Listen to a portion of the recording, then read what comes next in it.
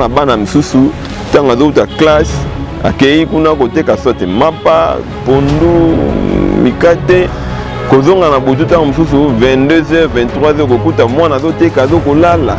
tant nini akozongisa mayele na en place mais bambe ezali kosalisa baboti pamba te misala malheureux ezali te maître kosalisa baboti eza kozwa place ya baboti te.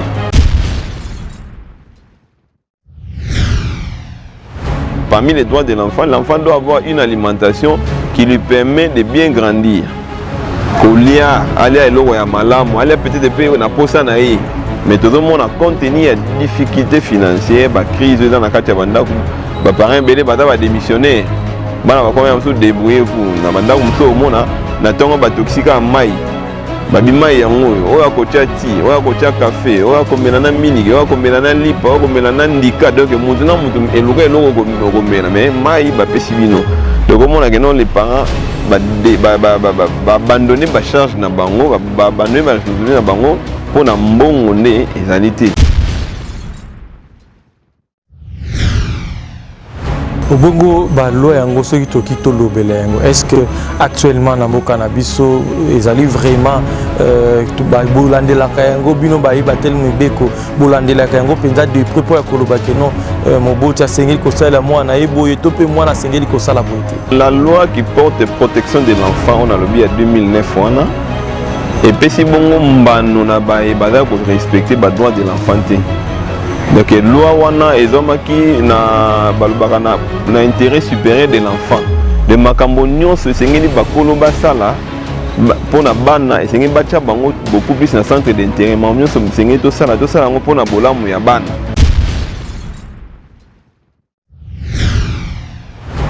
Kasi lelo to komona na ngumba ya Kinshasa bani bele ba ko exécuter ba misala misusu parfois ya bangote mbala mosusu komona bana lelo ba komi ko accompagner ba aveugle ole parfois ala na ngonga ya kokende kilasi mwana mosusu moboti na ye afandi akei koteka nyonso wana loi wana ezoko mona yango te kaka bana ba exécuter de biloko wana nyonso maître.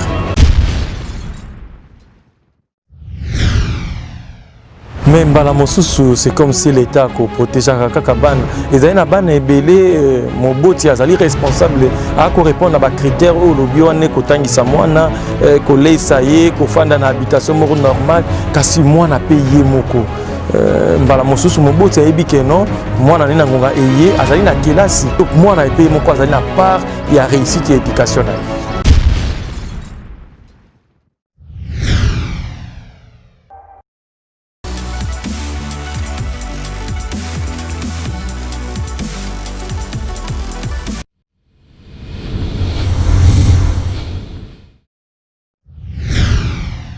Merci Nabino Bandeko to kutani susu mokolo malelo to zalai na esengo ya koyamba pona mbala ibale maître Constant Tizubu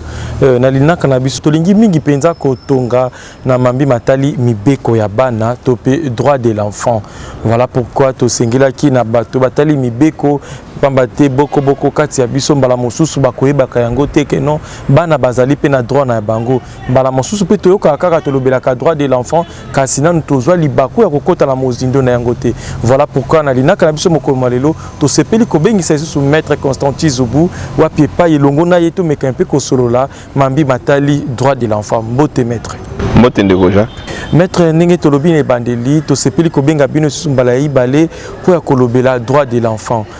Droit de l'enfant de merci na maloba pesi ngai droit de l'enfant na beaucoup c'est na ko koloba boye d'abord moto nyonso aza na ba droit na ba devoir na ye envers la société.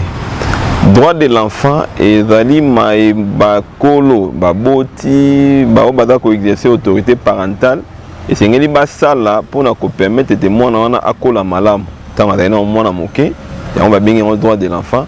Au moins tu as droit mususu wana ekolanda moto titango komi mokolo dès le bas âge tango tana mwana esengende bato bayeba kopesa ye mambi wana pona e permettre ye akola na lolenge esengeli et là prévu na mibeko beaucoup plus il y a la loi du 10 janvier 2009 ndé na kati ya loi wana ezoko prévoir ba droit de l'enfant na ndenge moko penza ya bolai na bolai nango penza ba droit de l'enfant nyonso za énuméré na kati ya loi wana ya 10 janvier 2009. Obongo ba loi yango soki toki tolobela yango, est-ce que actuellement na mboka na biso ezali vraiment ba bolandela ka yango bino ba yiba tel mibeko bolandela ka yango penza de près pour ya koloba ke non moboti asengeli kosala mwana eboye to pe mwana asengeli kosala boyete. La loi qui porte protection de l'enfant on a lobby à 2009 wana et puis si bongo mbano na ba bada ko respecter ba droit de l'enfant. Donc la loi wana ezomaki na balobaka na intérêt supérieur de l'enfant. De makambo nyonso esengeli bakolo basala pona bana esengeli bacha bango beaucoup plus na centre d'intérêt. Mam nyonso esengeli to sala ngo pona bolamu ya bana. Même lorsque mwana aza moto makasi mibeko akala na mibeko asia depuis 2009 esili bongo ko changer mambo ebele. Kala mwana bale ko benga e prévenir lokwa mikolo mais mikolo bakoma benga enfant en conflit avec la loi. C'est-à-dire que non mwana oyo abuki mibeko pona ko éviter ko traumatiser mwana. Au mona prie na tanga kala ba audience itali mamba bana ba ko sala ngo ba avocat ba kolata toge mais lambana bango ya mosala mais lelo avec la nouvelle loi ya 2009 avocat so yake ko samba pona mwana alata toge te sauf en matière civile au mwana zate mais en matière pénale au mwana aza au centre ou aza en conflit avec la loi ba avocat ba kolata toge te ba bien c'est pas ko traumatiser mwana. Au tchaye vraiment dans centre intérêt à mamio so batu bala au sala donc oyo a respecter ba droit de l'enfant ada passible na condamnation mais bien que ça ko prévoir yango. Voilà, aza passible na condamnation ndenge lobi maître kasi lelo to komona na ngumba ya Kinshasa bani belé ba ko exécuter ba misala misusu parfois ya bangote mbala mosusu komona bana lelo ba komi ko accompagner ba aveugle ole parfois ala na ngonga ya kokende kilasi mwana mosusu moboti na ye afandi akei koteka nyonso wana loi wana ezoko mona yango te kaka bana ba exécuter biloko wana nyonso maître. Merci ndeko l'état na biso auti mosika nde na uti koloba yango l'état auti mosika eza makambo ebele tozo kende nango malembe eloko uti koloba na komona te bana bazo ko accompagner ba papa mikolo na boulevard bazo senga mbongo bana bazo kende na boulevard côté karama ya sachi na moto et na sika te kende classe coup de chapeau na chef de l'état oyo bundi penda te akoluka kosala gratuité enseignement. Parce que bana ebele bazangi ko kende kelasi pour parents bazana mbongo te l'un des droits o ya bana sengeli mwana azala ba parents ba pesa mwana éducation o ko permettre ya kola malamu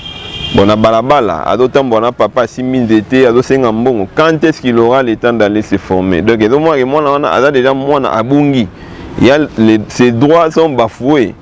Mwana oyo aza peut-être na alimentation moko saine parce que parmi les droits de l'enfant doit avoir une alimentation qui lui permet de bien grandir. Kolia alia eloko ya malamu alia peut-être pe na posa na ye mais tout le monde a contenu ya difficulté financière ba crise dans la kati ya bandaku ba parents belé bata ba démissionnaire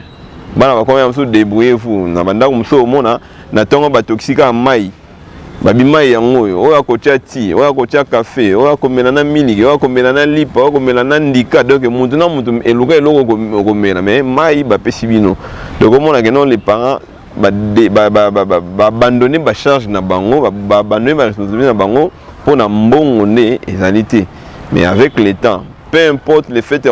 kozala mbongo to kozala mbongo te esengeli mwana azala d'abord il a le droit d'avoir une habitation. Celui qui est sous habitation viable,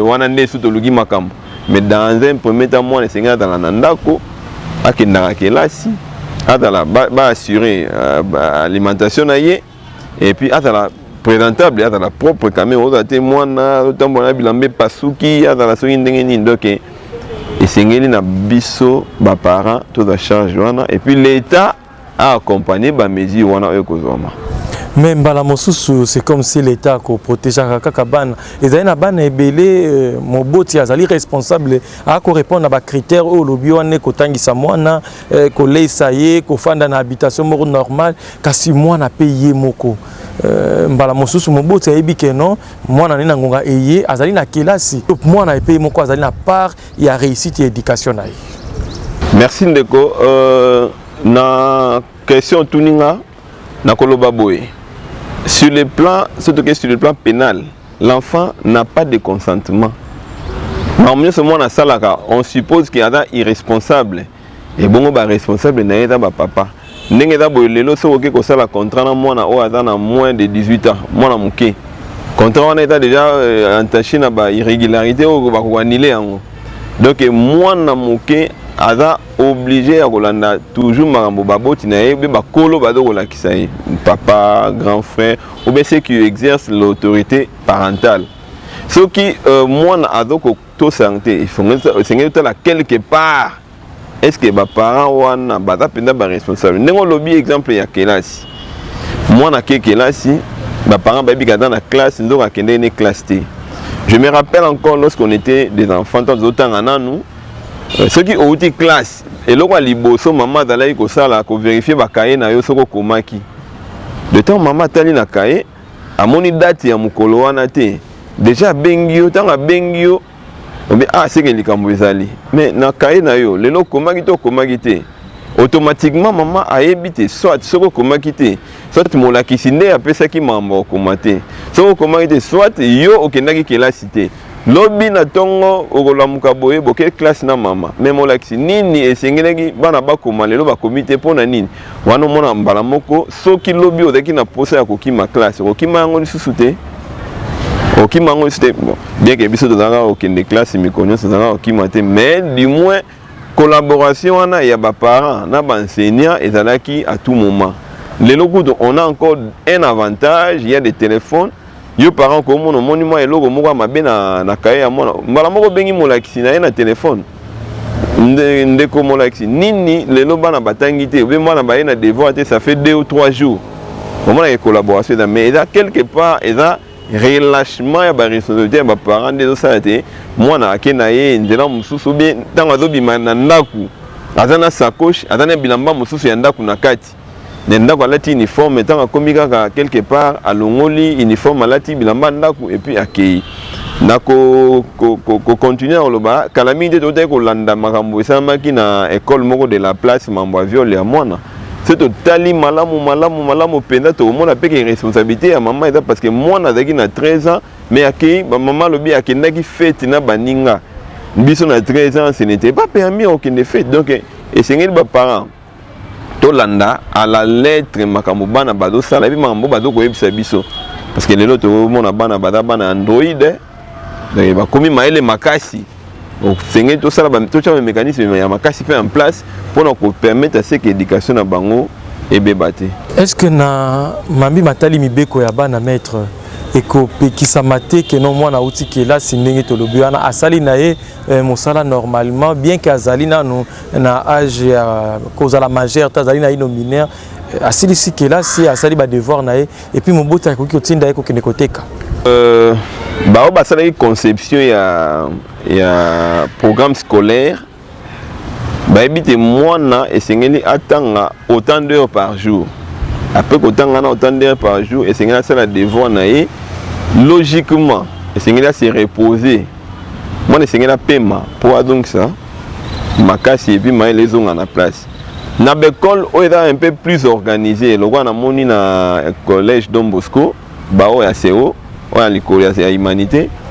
bazonga ka sur école pour na étude et puis basala ka sport na kati ya programme wana na moni place ba tie côté kate to mona bana misusu tanga zo ta classe akei kuna côté ka sote mapa pondu mikate kozonga na butu tanga misusu 22h 23h kokuta mwana zo te kazo kolala tangu nini akozongisa maele na en place mais babi ezali ko salisa baboti pamba te misala malheureuse ezali te mec ko salisa baboti eza ko za place ya baboti te charge ya ko bikisa libota ya kolesa libota eza ya baboti mwana tango babaka mwana esengela sesa baboti na ndako nde esengela yekola kosokola basani wana eza kosesa baboti ayekola kokombola ayekola kobongisa ndako ezala propre korepase bilamba na ye wana asungi baboti mais soki mwana akomi kokende koteka mpona kosalisa baboti na devoir na bango ya kolesa libota wana akeye un peu plus au-delà aleki oyo esengela asala mpona kosalisa baboti asali oyo bacharge eza ya baboti mpo lobi mwana na kotinda ye okende ake na ville lelo na ba société na biso na ba famille ba papa misusu moi si ça komi mokolo ba bi yango yo po fande ninga awa aussi okoli baninga bayaka na poka bazonga na moi sachet donc do tinda e akoluka sachet akozwa yango wapi singela ke ko sala ki ndumba poza sachet lobi azuize mitokwe na avortement auto lobelaki na ba émission mususu ke avortement eza ko exposer moi na moi si de yo parents ce qui to landi malamu oza cause lointaine ya mambo avortement na donc voilà maître logique peut-être to suka na yanoana logique oyo année oyo mwana moko atangi pa makoki ezali te oui au loi qui initiative ya chef de l'état ya gratuité ya enseignement kasi ezali na kelasi ya mike na ba kelasi ya mikolo mobota kotala par rapport ya revenu na ye par rapport ya makoki na ye mobu moye junior muntu akotanga Chloé afanda nanu mobu wana Chloé akotanga Chloé azali nanu mwana mwasi kelasi penza ekotala ka mingi te pamba te lobi akobala na ye et tant que mutu atali mibeko conseil nini okopesa na baboti o bako pratikaka pratique wana bon et motuna ngeza mo makasi na koloba te ba parents musu basalaka mobu o atangi mobu kuna mosu atangi te wana oche bango na même pied d'égalité te et to alobake moi si afana na ndako mobala tanga wana pe lisusu oche bana na même pied d'égalité te parce que balobi na moi si na mobala sengeli batanga mais na baka de figure et koki ko arriver que makoki ya kokotsa bango nyonso na kelasi ezati quelque part na ozonga kaka na irrespect tout le monde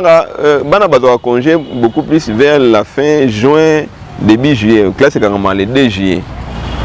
ba parents tozala mingi tozala na 2 mois ya préparation à rentrée scolaire au moment na mikolo wana ba uniforme ezati na circulation tant commis vers rentrée scolaire dans le 2 septembre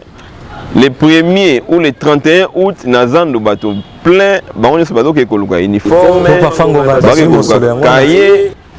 mosolo c'est bien ce qui ozoki ngongana mais politique a fourmi moke ozokoza parce que ba parents mususu wana obake na kosomba uniforme à la veille mais au moins bango chaque jour azomela bière au moins bango chaque jour azosala ba ambiance téléphone ezanga pe unité te il faut savoir épargner pour fin du mois d'août au une partie à biloko bon mikolo a été lancé tout ça sous un avantage et à gratuité et n'a été là le colo ce qu'on a sincère on a conscient on a responsable école mon côté et bon à cause d'un bon nambo